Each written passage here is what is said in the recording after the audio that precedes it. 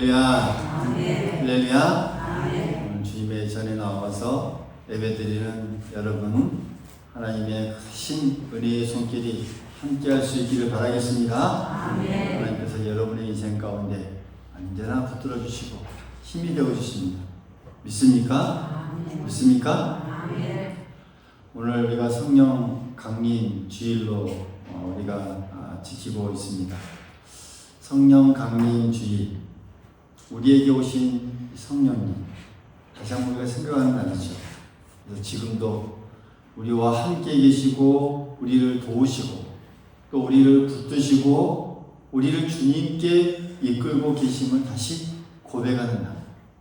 다시 한번 우리가 상기시키면서 또 우리의 일생 가운데 이 성령이 항상 우리와 함께 하는구나 라는 것을 우리가 다시 한번 우리의 신앙 가운데 각인시키는 그런 우리가 주의를 또 1년에 한번 딱 잡고 이렇게 나아갑니다. 여러분, 우리가 살다 보면 그렇습니다.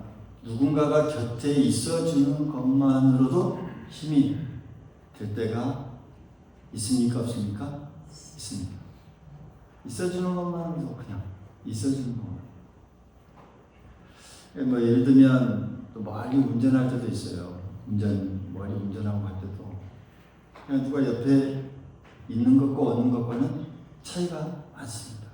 그냥 있는 것만으로도 힘이 될 때가 있는 것이죠. 때로는 졸릴 때, 대신 운전해 주는 것도 아닌데, 길을 찾아주는 것도 아닌데 그냥 있어주는 것을.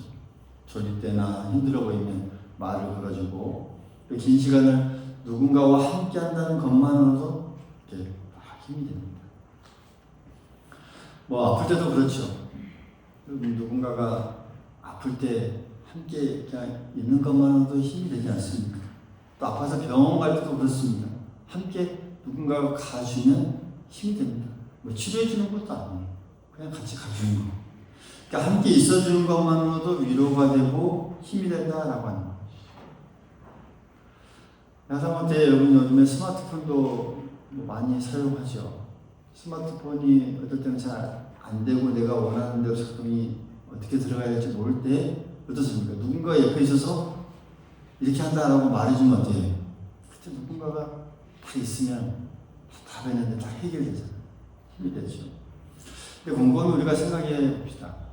우리의 이 영혼도 마찬가지다라고 하는 것이죠.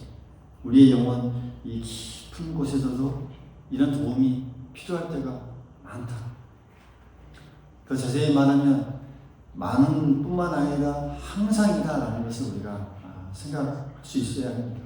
누군가가 같이 뭔가 있어주고 함께 한다는 그 도움이 우리의 영혼에 있다고 하는 것은 정말 중요한 부분이죠. 때로는 힘들고, 때로는 우리가 살아가다 보면 공고한 일도 찾아오고, 또 외로움도 찾아오고, 여러 가지 어떤 문제가 우리 안에 부딪힐 때가 있습니다. 그때 우리에게 정말 필요한 것이 무엇일까? 한번 생각해 보십시오. 어떤 외적인 것들, 돈이 필요해야 됩니까? 사람의 도움, 환경, 이런 것들도 때로는 필요한 것도 있지만, 우리의 영혼 깊은 곳에는 더 큰 도움이 필요합니다. 뭔가 우리를 붙들어 주시고, 뭔가 내 마음을 조금 더 알아주는 그런 어떤 도움의 모습. 누군가에게 말하지 못하지만 내 어떤 탄식스러운 그 한탄을 다 아는 그런 어떤 도움들. 내가 어디로 가야 할지 모를 때 나를 이끄는 그런 이 도움들. 그러니까 오늘 예수님께서 그 도움을 약속하셨습니다. 그런 도움들. 바로 성령님이십니다. 할렐루야. 할렐루야. 성령이십니다. 오늘 본문 이 요한복음 14장은 십자가를 앞두고 제자들에게 주신 그 예수님의 말씀들이 쭉 요한복음 14장에 있습니다. 이제 그 제자들을 떠나서 십자가의 길로 가야만 했습니다. 제자들은 어땠을까요? 이제 생각 동안 도로 나가면서 쭉 같이 살아왔는데 이제 헤어진대요. 돌아가신대요. 십자가에 매달리신대요. 얼마나 불안했겠습니까? 두렵고 불안했죠. 주님이 떠나시면 우리가 어떻게 될까? 이제 우리는 누구를 의지해야 될까? 앞으로 우리에게 어떤 일이 이렇게 일어나게 될까? 그 불안한 제자들에게 예수님께서 말씀하신 부분이 오늘 이 말씀입니다. 16절에 말씀하죠. 내가 아버지께 구하겠으니 그가 또 다른 보혜사를 너희에게 주사 영원토록 너희와 함께 하리니. 할렐루야. 아멘. 아멘. 이어서 18절에도 말씀하시죠. 내가 너희를 고아와 같이 버려주지 않냐고 너희에게로 오리라. 말씀을 딱 읽으면 마지막에 뭐 해야 돼요? 내가 너희를 고아와 같이 버려주지 않냐고 너희에게로 오리라. 혼자 서지 않고 버려진 사람처럼 이렇게 살지 않게 하시겠다는 그 주님의 약속이 오늘 우리에게 주시는 은혜는 정말 큽니다. 정말 놀랍고 큽니다. 이를 위해 우리에게 성령님을 보내주셨습니다. 성령님은 우리의 인생길에 함께 하시는 하나님의 도우심입니다. 오늘 말씀을 통해서 우리가 우리 곁에서 늘 함께 끝까지 도우시는 그 성령님의 은혜, 그 놀라운 이 주님의 약속들, 또 보내주셨고 함께 하시는 그 은혜를 우리가 깊이 마음 깊이 새길 수 있는 귀한 시간이 될 수 있기를 간절히 소망하겠습니다. 먼저는 성령님은 우리를 혼자 두지 않으신다라고 약속하셨습니다. 오늘 예수님께서 이 성령님을 약속하시면서 이 언급한 중요한 단어가 하나가 있습니다. 그게 뭐냐면 보혜사입니다. 보혜사. 오늘 따라해봅니다. 보혜사. 16절에 그가 또 다른 보혜사를 너희에게 주사. 하나님 우리에게 보혜사를 주신다는 거죠. 예수님도 보내주셨는데 예수님처럼 또 다른 보혜사를 보내주십니다. 그러니까 보혜사는 우리를 돕기 위해 곁에 오시는 분이라는 그런 뜻이 있습니다. 도우시는 분, 변호하시는 분, 위로하시는 분, 붙드시는 분, 이런 이 보혜사. 그러니까 멀리서 지켜보는 그런 어떤 이 분만 아니라 뭐 필요할 때만 잠깐 나타났다가 사라지는 분이 아니라 예수님께서 분명히 말씀하셨죠. 영원토록 너희와 함께 하리니. 영원토록 너희와 함께 하리니. 정말 중요한 말씀입니다. 성령님은 잠깐 우리를 도우시는 분이 아닙니다. 예배당 안에 있을 때만 역사하시는 분이 아닙니다. 성령님은 우리가 예배 드릴 때도 함께 하시고 역사하시지만 집에 돌아가서 여러분 혼자 식사를 하실 때도 밥을 먹을 때도 그때도 함께 하십니다. 새벽에 우리가 잠이 오지 않아서 깨어서 이런 걱정으로 눈을 다시 뜰 때 여러분 그때도 함께 하십니다. 병원 가서 검사해놓고 결과를 좀 조마조마해서 기다릴 때 여러분 그때도 함께 하십니다. 우리가 논이나 밭에서 열심히 일을 할 때 그때도 함께 하십니다. 자녀를 위해서 눈물로 기도할 때 그때도 함께 하십니다. 여러분 언제나 영원토록 너희와 함께 하리니 라는 이 주님의 말씀, 우리에게 놀라운 은혜고 놀라운 축복입니다. 또 다른 말씀으로 우리가 하나 더 보자면 로마서 8장 26절에 보면 성령에 대해서 이렇게 말씀하죠. 이와 같이 성령도 우리의 연약함을 도우시나니. 우리의 연약함을 도우신대요. 연약하고 약하고 힘들 때 더 큰 힘으로 우리의 연약함을 도우시는 분이 바로 성령님이다 라는 사실. 우리가 살아가다 보면 삶이 흔들릴 때가 있습니다. 마음이 흔들릴 때가 있습니다. 내 마음을 내가 감당하지 못할 때가 있습니다. 이 문제를 내가 어떻게 해결해야 될까 해결할 수 없을 때가 있습니다. 그때 우리가 성령님 도와주십시오. 붙들어 주십시오. 성령님께서 도와주셔야만 합니다. 우리가 이렇게 성령님께 도움을 구할 바로 그때에 연약한 우리 곁에 오셔서 도와주신다라는 말씀입니다. 지혜를 주시고 또 헤쳐나갈 길을 열어주시고 빠져나갈 길을 열어주시고, 오늘 18절의 말씀처럼 내가 너희를 고아와 같이 버려주지 않냐고 너희에게로 오리라 라고 하는 이 말씀처럼 당시 제자들에게는 이 말씀이 얼마나 큰 위로였겠습니까? 같이 같이 늘 있던 예수님이 이제 떠나가야 할 상황인데 고아와 같이, 고아는 보호자가 없는 상태이죠. 의지할 곳이 없는 사람인 것이죠. 다시 힘든 일이 생겨도 어떻게 찾아갈 품이 없는 그런 이 곳이 바로 이 고아와 같이. 근데 예수님께서 말씀하십니다. 내가 너를 그렇게 버려주지 않겠다. 너희가 세상 가운데 버려진 사람처럼 그냥 살게 하지 않겠다. 너희에게로 내가 오겠다. 성령이 너와 함께 할 것이다. 그것이 성령 강림의 은혜입니다. 우리에게 주시는 은혜입니다. 성령 강림의 크신 은혜. 사도행전 2장을 보면 예수님의 약속대로 성령이 임하는 장면이 나옵니다. 그때 제자들은 어떤 사람들이었습니까? 용감한 사람들 아니었습니다. 믿음이 대단한 사람들 여러분 아니었습니다.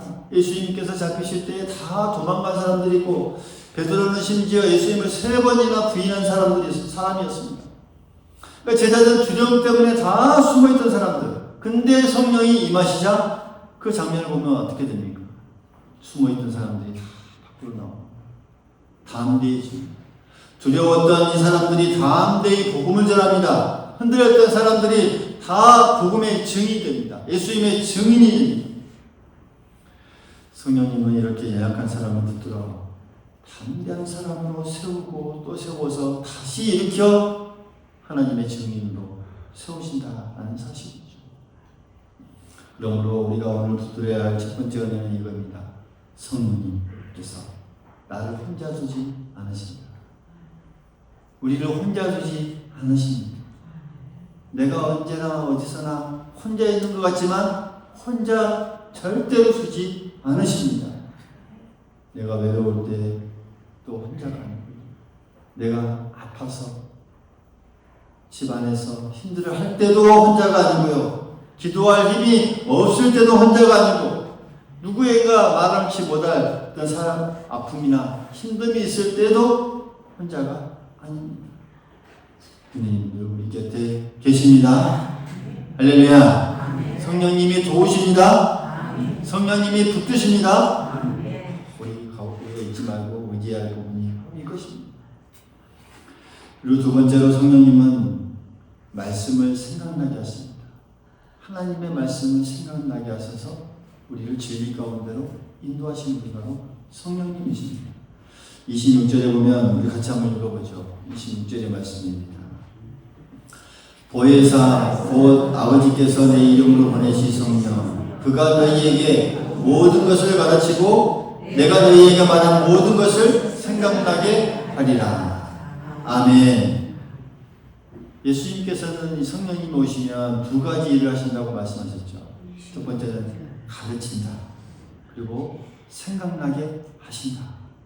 내가 너희에게 말한 모든 것을 생각나게 한다는 것은 하나님의 말씀을 생각나게 하신다는 거예요. 여기서 중요한 것은 이 생각나게 하신다는 이 부분. 생각나게 하십니다. 성령을 생각나게 하십니다. 성령님께서 예수님의 말씀을 생각나게 하십니다. 예수님 말씀 안에서 우리를 진리 가운데로 인도하십니다. 여러분, 우리가 신앙 생활하면서 정말 중요한 것이 무엇이겠습니까?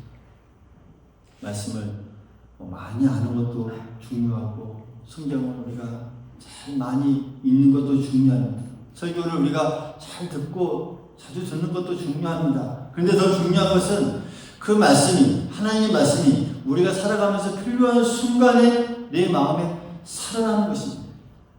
생각나는 것이죠. 순간순간에 걱정이 막 몰려와요. 걱정스러운 일이 막 생겨나요. 그때 두려워하지 말라라는 그 주님의 이 말씀이 생각나봐요. 내가 너무 지쳐서 정말 힘들어서 쓰러질 것 같은데 수고하고 무거운 짐을 나더라. 다 내게로 오라. 라는 이 품어주는 주님의 이 말씀이 생각나는 겁니다. 여러분, 누군가가 정말 미워서 정말 이러면 안 되겠지만 죽이고 싶을 정도로 미워하고 싶은 마음이 우리에게 들 때 주님의 말씀이 생각나요. 서로 사랑하라. 사랑하라. 주님께서 내가 너희를 십자가에 사랑한 것처럼 서로 사랑하라. 라는 이 말씀이 생각나요. 여러분, 내 앞길이 막막할 때 여호와는 나의 목자시니 내가 부족함이 없으리로다 하는 이 말씀이 우리에게 생각납니다. 여러분, 이것이 성령님의 도우심입니다.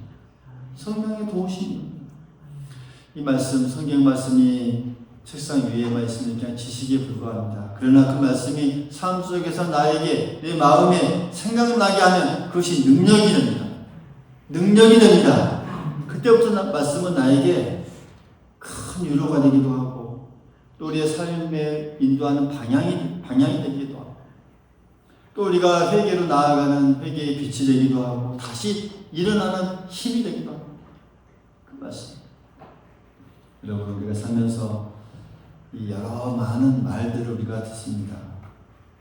세상에 전해지는 여러 말들이 있습니다. 소리들이 있습니다. 그렇죠? 오늘도 여기저기 오기 전에 뉴스를 듣는 사람도 있고 또 TV를 보면 뉴스에 여러 가지 세상에 전해지는 말들 또 우리가 사람들에 만날 때마다 사람들 가운데 전해지는 이 말들 또 내 마음속에서도 어떨 때는 순간순간 올라오는 그런 말들 여러분 가만히 생각해 보십시오. 어떤 말들입니까? 그런 말들은 우리를 마음을 흔들게 하는 말들이 너무나 많습니다. 너무나 많아요. 어떤 좋지 않은 말들, 그렇죠? 위기다, 힘들다, 이제 끝났다 하는 말들. 또 그런 우리가 어떤 상황들이 벌었을 때 이제 소용없다, 안 된다, 형편이 바뀌지 않는다, 너는 혼자야. 여러분, 이 말들이 우리의 마음을 늘 흔들어 버립니다. 근데 성령님은 우리 안에 하나님의 말씀을 들려주십니다. 성령님이 들려주시는 이 말들은 우리를 흔들게 하는 것이 아니라 더 꽉 붙잡아주는 말씀입니다. 내가 너와 늘 함께한다. 할렐루야. 내가 너를 버리지 않는다. 내 은혜가 내게 족하다. 두려워하지 말라. 내가 너를 부하와 같이 버려주지 않겠다. 여러분, 우리가 신앙생활하면서 우리의 이 마음속에 어떤 말들을 우리가 듣고 사느냐, 이게 참 중요한 부분입니다. 그러니까 세상의 말을, 또 흔들리는 말, 염려의 말을, 세상의 어떤 사람들의 판단의 말을 들으면 마음이 무너지고 약해지고 또 우리 영혼이 늘 피곤해지지만, 그러나 성령께서 이 성경 말씀을 우리에게 생각나게 하실 때 그 말씀을 우리가 들으면 다시 우리가 살아나고 다시 우리가 일어서게 됩니다. 할렐루야. 그 생각나게 하시는 그 말씀, 우리가 늘 붙들어야 할 말씀인 줄 믿습니다. 성령님께서 우리를 도와주십니다. 우리의 지친 영혼을 살리십니다. 다시 일으키십니다. 그러면서 그 음성을 들려주십니다. 너 아직 안 끝났다. 너와 내가 늘 함께 하기 때문에 아직 너에게는 끝이 없다. 일어서라. 우리에게도 이런 성령님의 생각나게 주시는 말씀이 우리 안에 늘 우리에게 함께한다는 사실을 기억하면서 성령께서 주시는 깨닫게 하시는 생각나게 하시는 그 하나님의 말씀을 우리가 듣고 이 땅을 더 힘있게 살아갈 수 있기를 간절히 소망하겠습니다. 그래서 우리가 이렇게 기도해야 되겠죠. 성령님 말씀을 생각나게 해주십시오. 하나님의 말씀이 우리가 살아갈 때 늘 생각나게 해주십시오. 내 마음이 흔들릴 때 주님의 약속을 붙들게 해주십시오. 세상의 여러 소리보다 하나님의 음성을 듣게 해주십시오. 여러분 이렇게 기도할 수 있기를 바라겠습니다. 성령님께서는 이렇게 우리에게 말씀을 생각나게 하시고 우리를 도와주십니다. 그리고 세 번째로 성령님은 우리에게 평안을 주시는 분이십니다. 두려움 속에서도 평안을 주시고 세상에 여러 어렵고 혼란 속에서도 평안을 주십니다. 오늘 27절의 이 말씀 같이 한번 더 읽어보시죠. 시작. 평안을 너희에게 주시노니 곧 나의 평안을 너희에게 주나 내가 너희에게 주는 것은 세상이 주는 것과 같지 아니하니라. 너희는 마음에 근심하지 말고 두려워하지도 말라. 아멘. 예수님께서 성령님을 보내주시겠다 약속하신 뒤에 바로 하신 말씀이 이겁니다. 평안을 주시겠다. 제자들에게 평안을 주겠다. 그러니까 아주 중요한 부분이죠. 이 성령의 도우심은 단지 어떤 능력만이 아니라는 점. 왜 성령이 도와주신다라고 하는 것은 이 평안도 같이 우리에게 빨려온다는 것, 함께 온다는 것. 성령님께서 능력도 주시고 담대함을 주시고 우리의 사명을 감당케 하시지만 동시에 우리의 마음 깊은 곳에 이 주님의 평안이 자리 잡도록 부어주신다는 말씀입니다. 나의 평안을 너희에게 주노라. 예수님께서 말씀하시죠. 나의 평안을 너희에게 주노라. 주님께서 주시는 이 평안, 세상이 주는 평안과 다르다라는 것을 확실하게 주님께서 말씀합니다. 선을 그어서 딱 말합니다. 세상에서 경험했던 것 다르다. 세상이 주는 평안은 여러분 조건이 있어야 그게 채워져야 맞아야 그 평안이 옵니다. 어떤 이 물질, 돈이 있어야 평안하고 또 몸이 건강해야 평안하고 이 조건들이 맞춰져야죠. 자녀가 잘 돼야 평안이 오는 거고 문제가 어떤 없어야 사람들이 나를 인정해 줘야 그때 평안이 이게 조건이 있어야 하고 뭐가 채워져야 합니다. 그러나 주님이 주시는 평안은 어떻습니까? 다릅니다. 상황이 아직 다 정리되지 않은데도 마음의 평안을 주십니다. 할렐루야. 문제가 남아있는데도 무너지지 않는 이런 어떤 상황 때문에 정말 눈물이 납니다. 그렇지만 희망을 또 바라보게 합니다. 두려움은 있지만 다시 일어서게 합니다. 이게 주님께서 주신 평안이죠. 성령님께서 주신 평안입니다. 요한복음 14장의 이 제자들 이 상황들 쭉 14장을 쭉 읽다 보면 제자들의 이 마음의 상태는 불안과 추조입니다. 불안과 추조예요. 예수님의 이 말씀을 듣고 이 큰 혼란을 겪게 됩니다. 곧 떠나시겠다. 십자가에 못 박히시겠다. 너희 옆에 나가 없겠다. 이런 상황들 앞에서 이 제자들은 불안해하고 그래서 예수님은 이제 다음에 붙잡히게 되고 십자가에 달리게 되고 제자들은 흩어지게 될 것이고 이 겉으로만 보면 어떻습니까? 이 상황들 앞으로 전개될 상황들 그 어떤 것 하나도 평안할 수 있는 조건이 하나도 없습니다. 그런데 예수님께서는 그들에게 미리 평안을 주신다라고 하면서 너희는 마음에 근심하지도 말고 두려워하지도 말라 라는 이 말씀을 주시는 오늘 이 상황. 여러분 주님의 평안은 폭풍이 없는 이 바다가 아닙니다. 폭풍 속에서도 주님이 함께 계심을 아는 그 믿음에서 나오는 평안인 줄 믿습니다. 이 마가복음 4장에 보면 예수님께서 제자들과 배를 타고 가면서 갈릴리 바다를 건널 때 큰 광풍이 일어납니다. 물이 배에 들어와서 배가 가라앉게 될 지경에 처해지자 제자들은 소리를 쳐서 예수님을 깨우면서 우리가 죽게 된 것을 왜 돌보지 않습니까? 하면서 이렇게 간청을 하죠. 그때 예수님께서 바다에게 꾸짖어 말씀하죠. 잠잠하라 고요하라 라고 할 때 바람이 그치고 아주 잔잔해집니다. 근데 우리가 이 상황을 보면서 단지 이 상황은 어떠한 기적만을 보여주기 위한 것이 아니라 우리의 인생도 그렇다라는 것을 보여주기 위한 그런 사건입니다. 믿음의 사람들에게도 이런 광풍은 올 수 있다는 것이죠. 예수님을 모신 이 배에도 이 풍랑이 일어날 수 있다는 것이죠. 그러나 중요한 것은 무엇입니까? 주님께서 그 배 안에 계셨다는 것입니다. 할렐루야. 여러분, 오늘 우리 안에 계시는 이 성령님은 주님의 임재입니다. 또 하나님의 영입니다. 우리의 인생길 안에 우리 배 안에 계시는 그 성령님이십니다. 그래서 성령님이 도우시면 풍랑이 있어도 끝나지 않는다라는 것을 보여줍니다. 할렐루야. 성령님이 우리와 함께 하시면 눈물이 있고 슬픔이 있을 수 있습니다. 그러나 우리가 다 끝나지 않습니다. 염려가 있어도 다시 기도의 자리로 나아가게 해주십니다. 성령님이 이렇게 세상이 줄 수 없는 이 평안을 우리에게 오늘 주신다라는 사실. 오늘 우리가 그 말씀을 가슴에 교회 잡고 살아갈 수 있기를 간절히 소망하겠습니다. 오늘 성령 강의 오늘도 계속되는 우리에게 주시는 은혜인 줄 믿습니다. 어떤 과거의 한 사건만을 기억하는 그 날이 아닙니다. 사도행전 2장에서 성령님이 임하셨고 그날 예루살렘 다락방에 모였던 많은 제자들이 성령 충만을 받고 많은 사람들이 성령 충만을 경험합니다.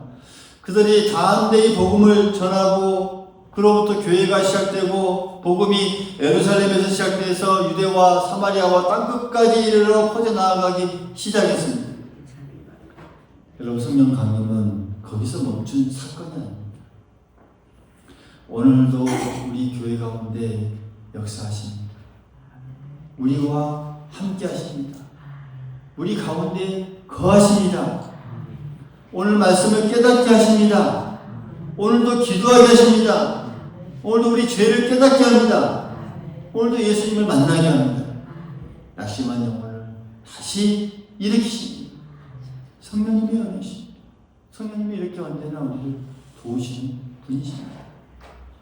그 단지 성령님을 특별한 어떤 체험만으로 제한해서는 안 됩니다. 물론 뜨겁게 역사하고 우리의 마음을 감동시키고 또 눈물로 기도하게 하시고 또 담대한 특별한 경험을 하게 하십니다. 그러나 성령의 도우심은 여러분 훨씬 더 높고 훨씬 더 깊습니다. 우리가 생각하는 이상. 여러분, 내가 죄를 깨닫고 회개하는 것, 이거 누구의 도우심입니까? 누구의 도우심이에요? 여러분들이 예수님 믿고 이렇게 신앙생활하는 거 누구의 도우심입니까? 성령의 도우심.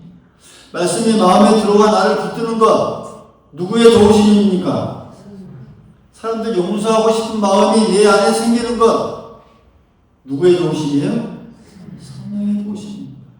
낙심했지만 다시 예배 자리로 나오는 것, 멈췄던 기도가 다시 주님 하고 내가 다시 부를 수 있는 것 다 우리의 성령의 도우심입니다. 내 힘으로 감당할 수 없었던 모든 하루하루, 그렇지만 또한 믿음으로 우리가 하루하루 살아내는 것 다 성령의 도우심인 줄 믿습니다. 오늘 여기까지 온 것도 성령의 도우심입니다. 내가 여러분들이 각자가 믿음이 좋아서 여기까지 온 것이라고 우리가 생각할 수 있습니다. 여러분, 그렇지만 그것만이 아닙니다. 내가 강해서 믿음이 좋아서 여기까지 버틴 것, 내가 잘해서 여기까지 온 것이 아닙니다. 성령님께서 도와주셨습니다. 성령님께서 붙들어 주셨습니다. 성령님께서 깨닫게 하셨습니다. 성령님께서 회개하게 하셨고 다시 일어나게 하셨다라고 하는 사실이죠. 그래서 우리가 늘 생각해야 되는 것은 그렇습니다. 내가 하나님을 붙든 것 같지만 사실 누가 나를 붙들었어요? 하나님이 나를 붙들어주신 거예요. 내가 기도해서 버틴 것 같지만 사실은 성령님이 내 안에서 기도하게 하셨습니다. 일서게 하셨습니다. 내가 이 예배의 자리를 굳건하게 지킨 것 같지만 사실은 누가요? 성령님이 내 발걸음을 예배의 자리로 여기로 인도하셨습니다. 그래서 우리가 오늘 고백해야 됩니다. 성령님 감사합니다. 고백해 보십시다. 성령님 감사합니다. 나를 혼자 두지 않으셔서 감사합니다. 내가 약할 때 도와주셔서 감사합니다. 내가 두려울 때 평안을 주셔서 감사합니다. 우리에게 우리가 잊고 살아갔지만 이 말씀을 또 생각나게 해주셔서 우리가 주님 앞에 나아갈 수 있는 우리들이 바로 오늘 우리들이 아닌가 생각해 봅니다. 여러분, 성령 강림주의를 맞아서 우리가 다시 한번 이 성령의 도우심을 의지하기를 원합니다. 성령의 도우심을 날마다 의지하며 살아갈 수 있기를 원합니다. 우리의 힘으로는 부족합니다. 우리의 지혜로는 감당할 수 없습니다. 우리의 결심으로 여러분 오래가지 못합니다. 그러나 성령이 도우시면 됩니다. 성령이 도우시면 됩니다. 성령이 붙드시면 일어납니다. 성령이 말씀하시면 깨닫게 됩니다. 성령님께서 평안을 주시면 우리가 이 모든 것을 견딜 수 있습니다.